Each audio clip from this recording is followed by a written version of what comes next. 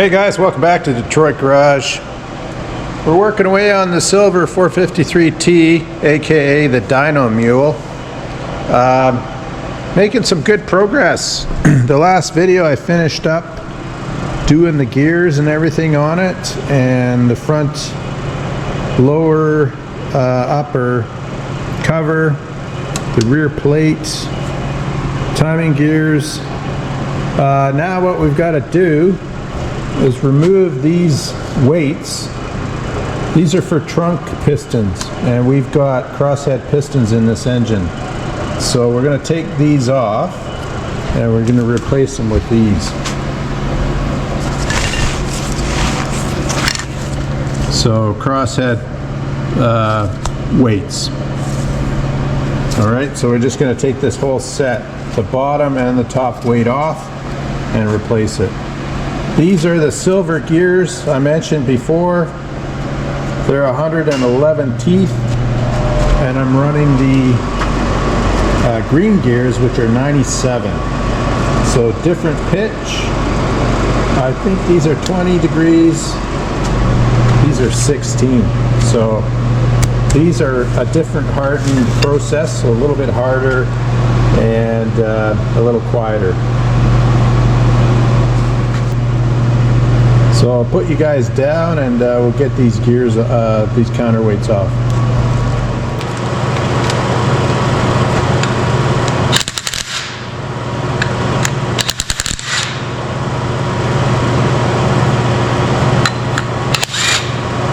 Wow, that one wasn't very tight. Huh.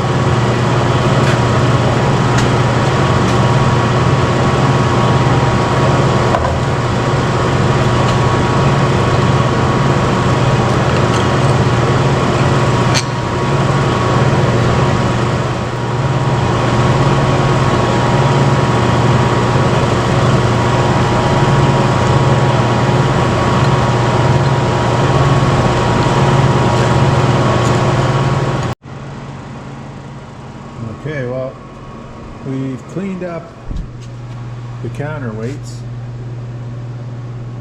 and put a little bit of Loctite on them and then bolt them up. And we've got the engine time for standard timing. Gonna run the dyno on standard, break it in, and then try advanced and see if I like it.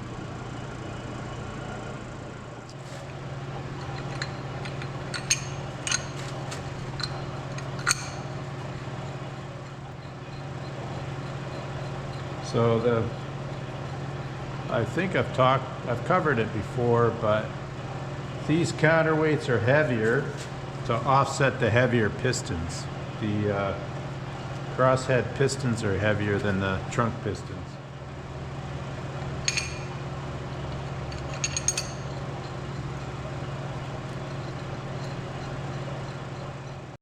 All right, we're going to torque these up to 50 foot-pounds.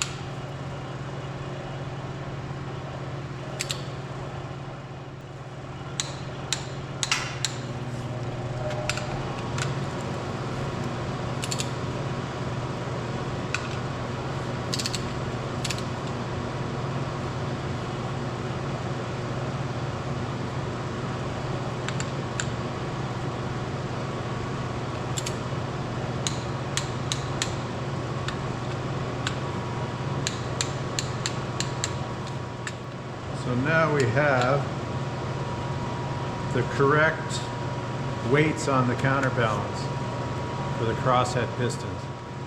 Alright, what I'm going to do next is check the backlash on the blower drive and the governor, make sure that's okay, and then we'll mount up the blower drive, get the gaskets, set all that up, and finish that job off. Gasket on this blower drive.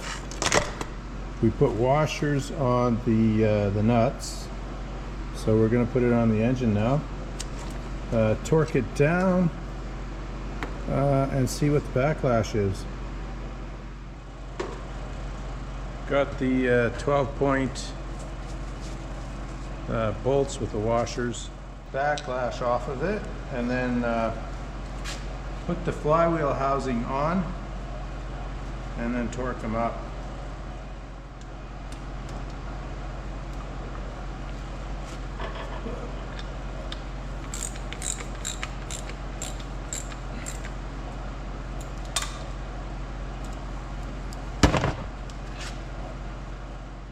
Yeah, that's nice.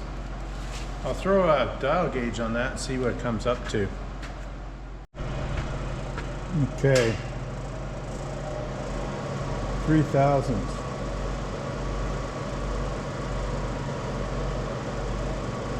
The book says minimum 3,000, so perfect. Now put the governor on and we'll try that. See, I don't expect it to be any different, but just in case.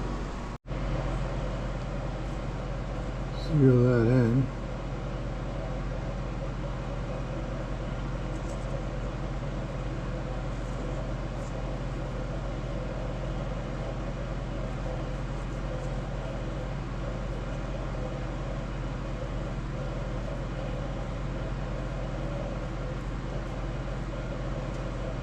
So it looks like it's shifty here. Call him shifty.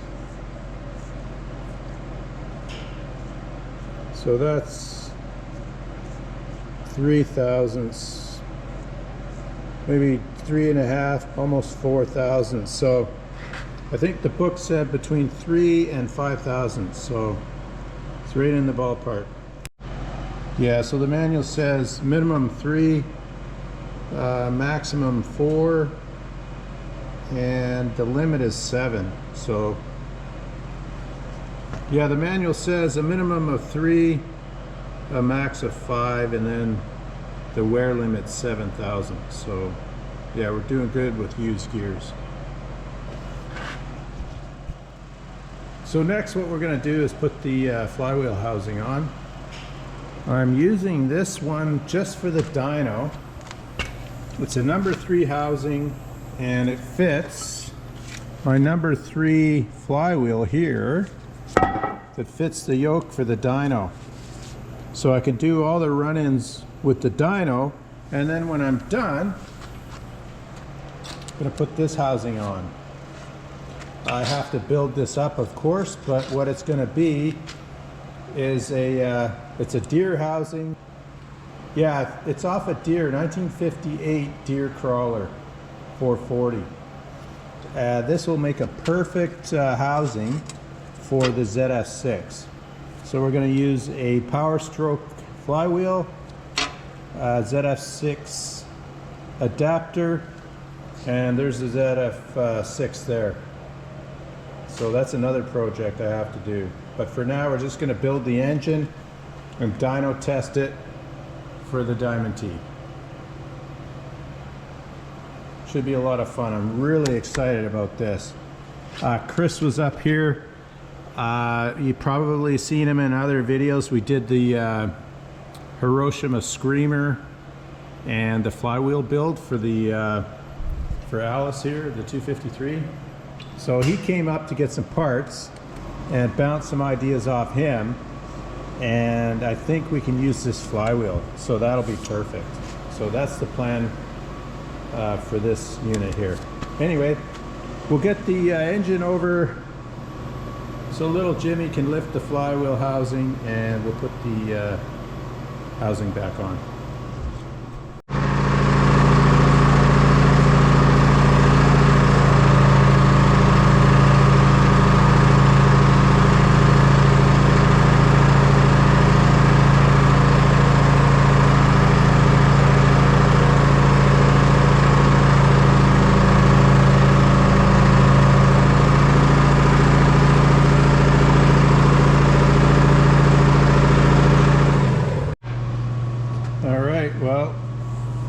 We got it all ready to go. Get that sorted.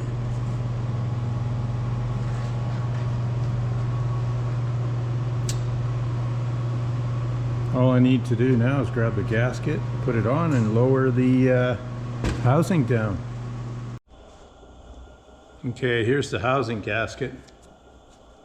They're quite ingenious the way they wrap it. So I'm going to try to preserve this one and use it again, but failing that, if it doesn't work out, I'll just buy a new one. I'll probably end up just doing that. Depends on how good this is when I take it off after the dyno. Okay, here it goes.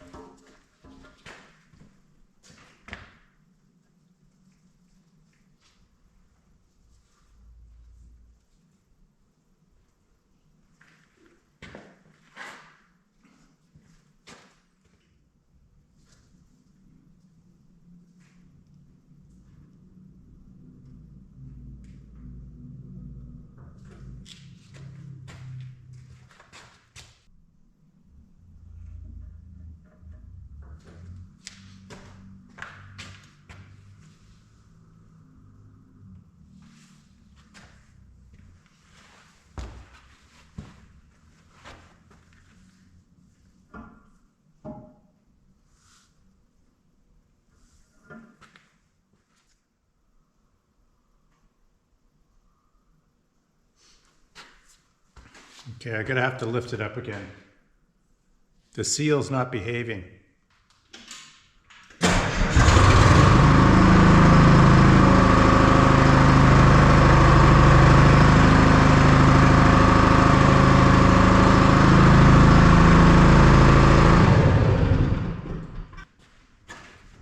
Take two.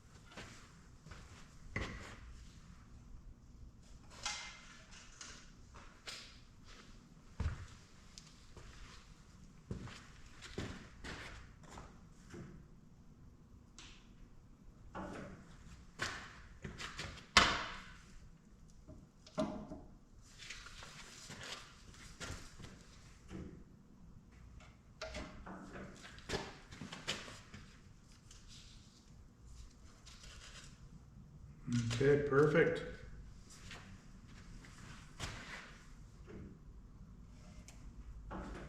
Wow, that one went really good that time. So I just used this plastic sleeve installer or seal installer. And the seal went on. It's a used seal. I'm only using it for the dyno, so it'll be fine. I have a brand new Teflon seal that's going on the engine and another one of these seals that's on the engine now, new. All right, we're just gathering up the bolts, going through the bolt pile. But the flywheel housing's on. Yeah, it's very nice. So I'll tilt the engine back down again.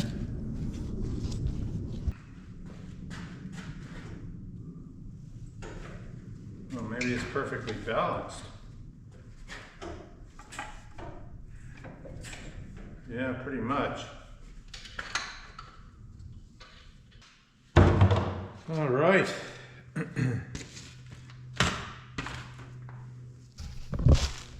There it is with the housing back on. I just have to find all the bolts. For now, I'll just give it a squirt of paint just for fun, as I've got to go home. So work on this in another day. All right, well, I threw some more parts on it. I still got to torque up the cover, but I'll do that on Monday. Yeah, very nice. Nice to get the housing back on. Once that's torqued down, and then the oil pan's made for it, it can go into the dyno chassis. So I can put the head, build the head, and put the head down in the dyno chassis. So perfect. And yeah, so after torque the housing, then do the oil cooler. And yeah, oil cooler, water pump, and that's it. The short block is done. Of course, build the oil pan for it, but yeah, the hard work's done. Happy times. All right, well, we got to torque this up now.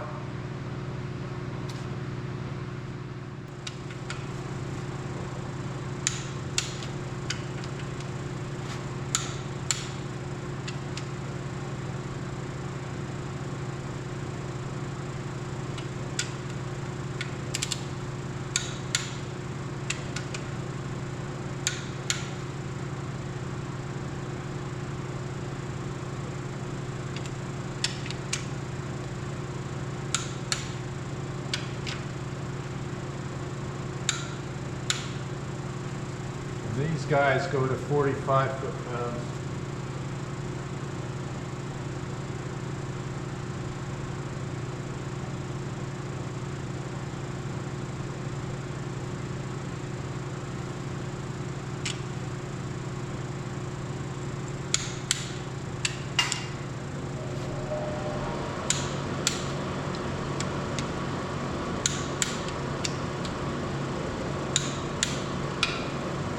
These two here, 23.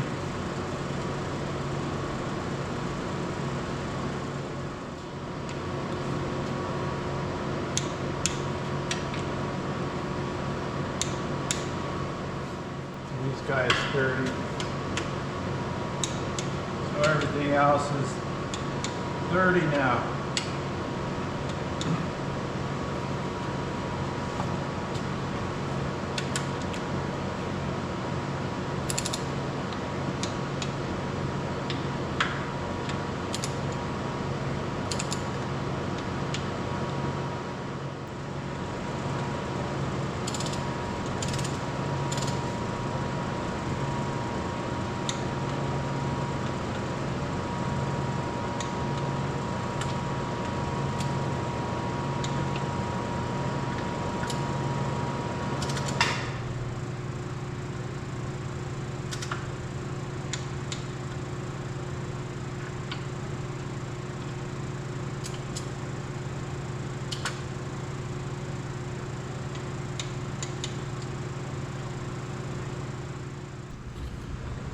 So there it is. Okay, now that that's done, the next plan of attack is the oil cooler.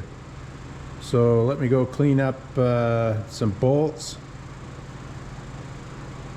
and get the oil cooler ready, and then we'll put that on. All right guys, we're just getting everything set up for the oil cooler.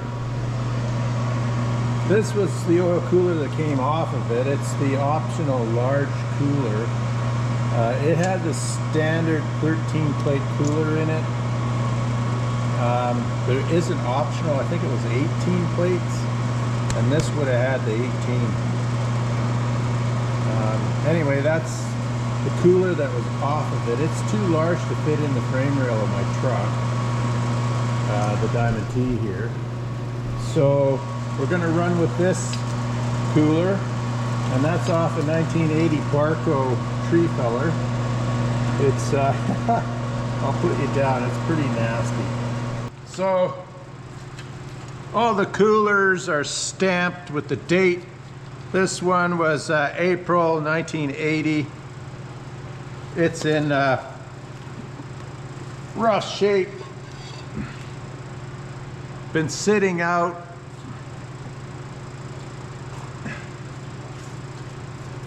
in the open for 15 plus years.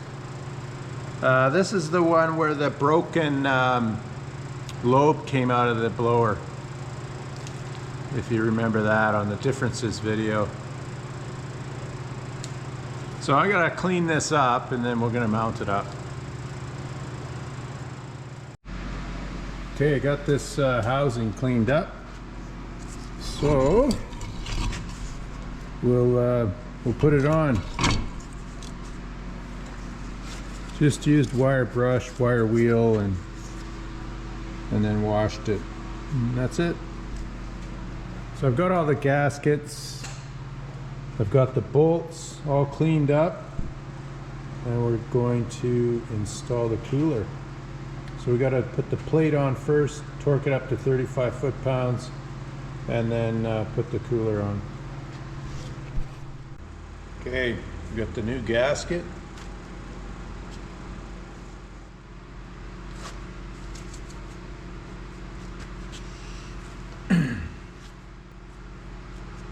So again, I just put these on dry.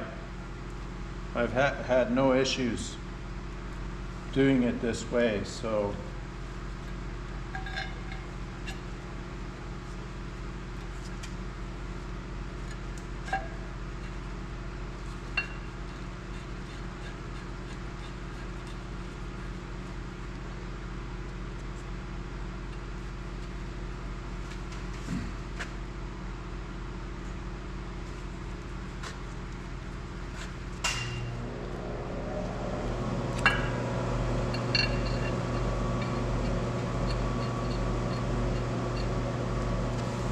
okay, now, before I get too carried away,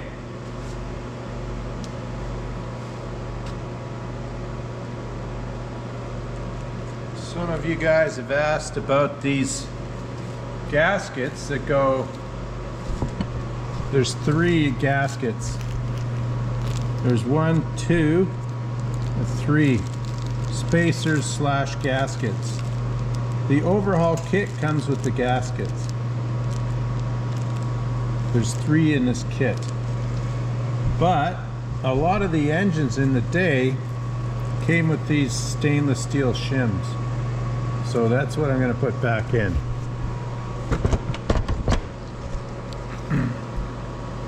I just prefer the shims.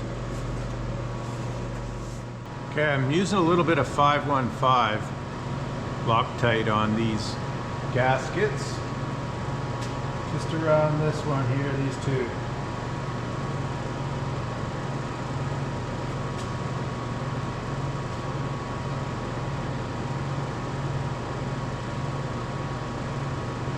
Just a small amount.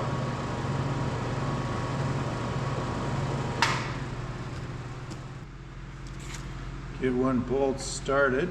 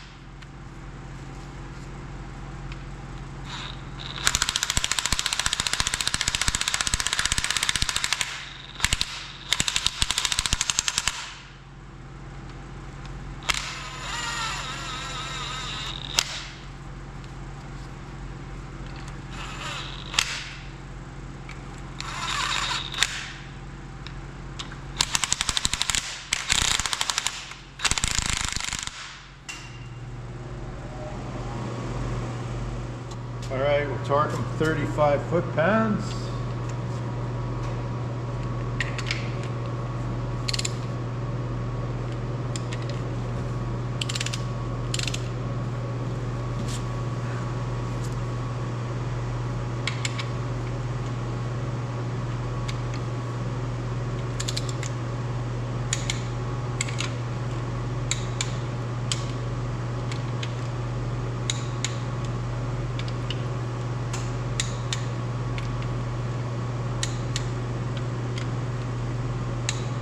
There. Golden.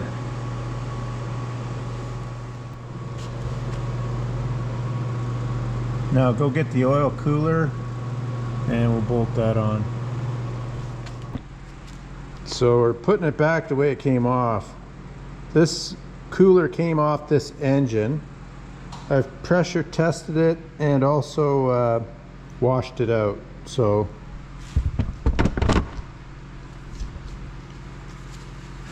I can tell by the stain that it goes on this way like this.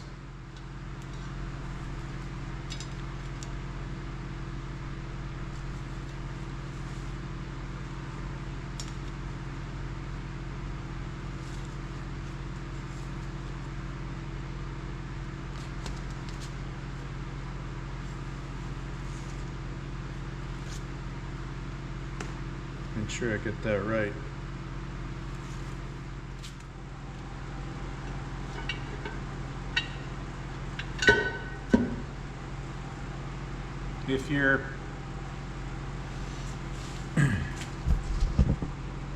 If you're not sure which way the oil flows, just check the manual. It shows the flow chart. But I'm 100% guaranteed the way that stain is, that goes that way. All right, we're just going to use the stain on here to put it back the way it was so that the flow is the same as it was when it was in operation. Although I've flushed that cooler out, I've pressure tested it, it's all good. I just want to make sure the oil flows through it the way it was, in case there's any sediment in there. So that's why I'm doing that.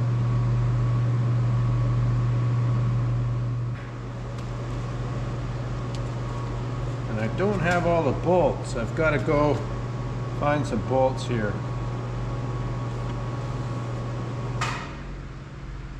But I've got enough to get it started. And then I'll go get some more bolts.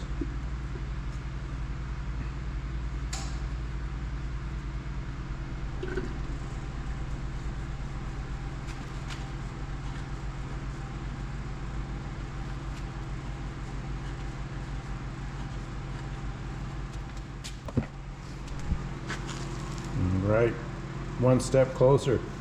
Let me go find the bolts. If I can't, I'll have to go down and buy new bolts.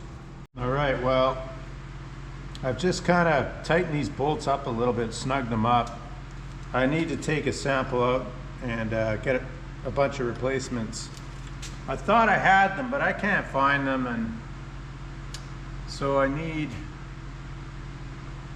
3 extra bolts. I don't know where they went. All right, now I'll put the oil filter mount on. Got the new gasket for that.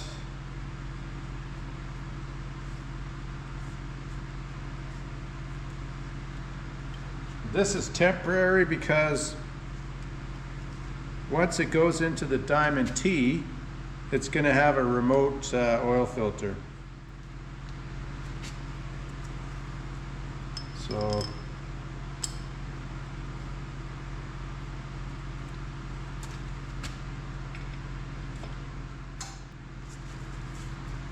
okay, 35 foot-pounds.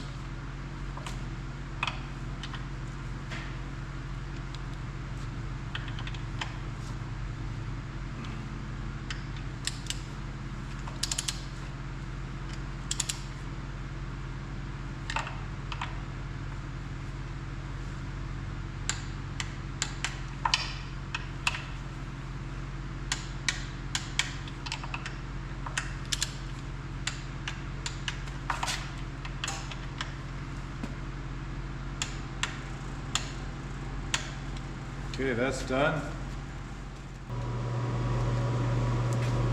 Okay, I'm just gonna put on a used filter that came off my engine in my truck.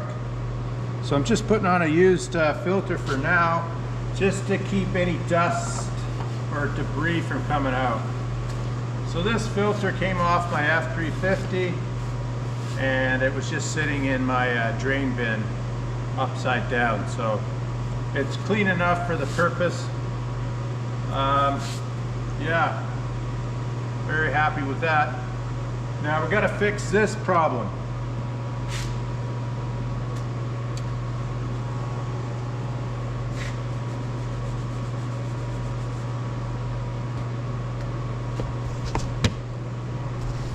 There's cat yellow on this thing.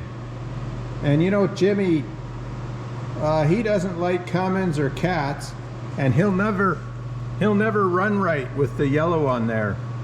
So we'll paint that silver ASAP and then he'll run right. Yeah, I don't know about that, but hey, it's a good joke anyway. He's trying to be a cat. Well, I don't think so. So let's paint him up silver and he'll be good to go. We'll give him a touch of paint and then we'll put the water pump on.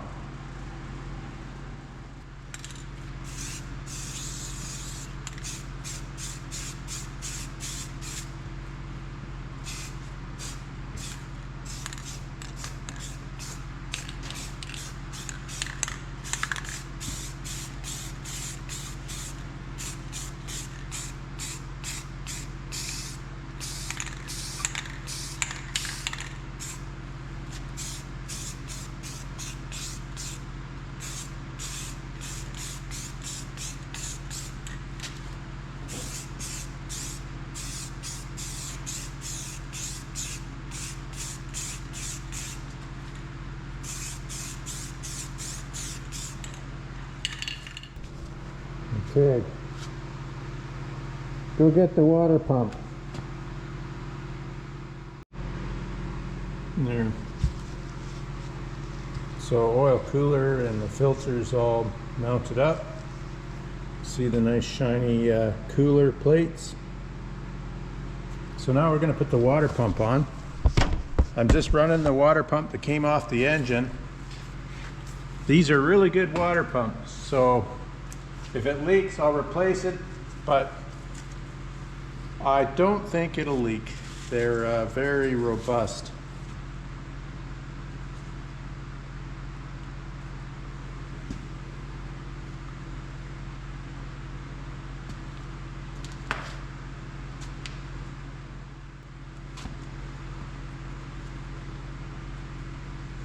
Yeah, very well made. I do have an overhaul kit for them as well if I need to rebuild it. I also have 2 or 3 of these on my shelf.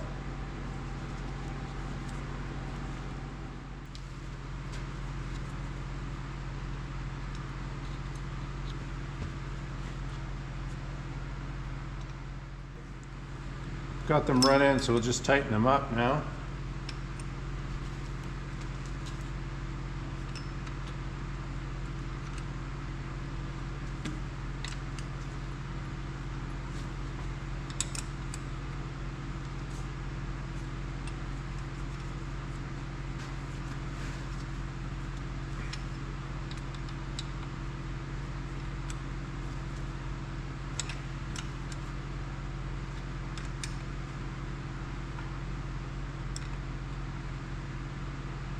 There. Tighten down.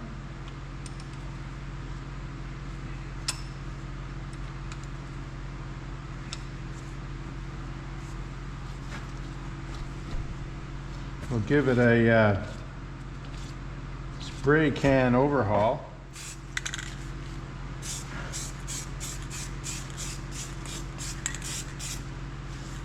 Overhaul in a can.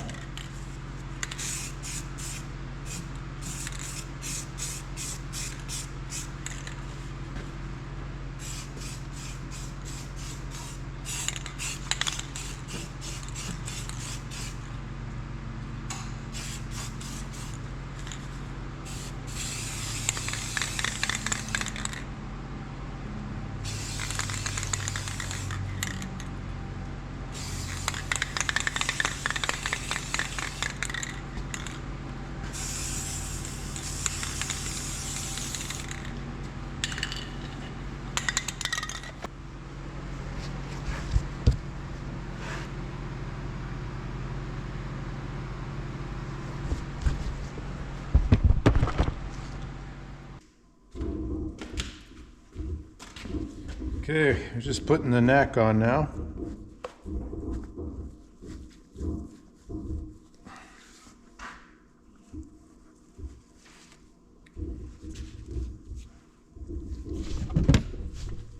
I'll go get some hose clamps.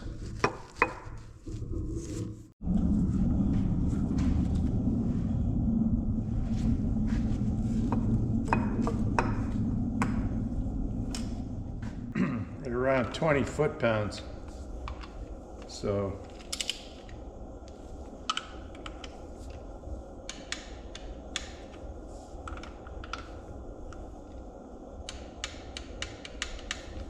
there. I'll double check that later, but that should be pretty close. So there you have it, guys. That's pretty much the oil cooler, water pump, and the filter housing complete. Now I'll finish putting in these plugs here and start making that oil pan. So the next video will be the oil pan and then the head. Maybe do a separate one for each. So there you have it, guys. That just about does it for this video.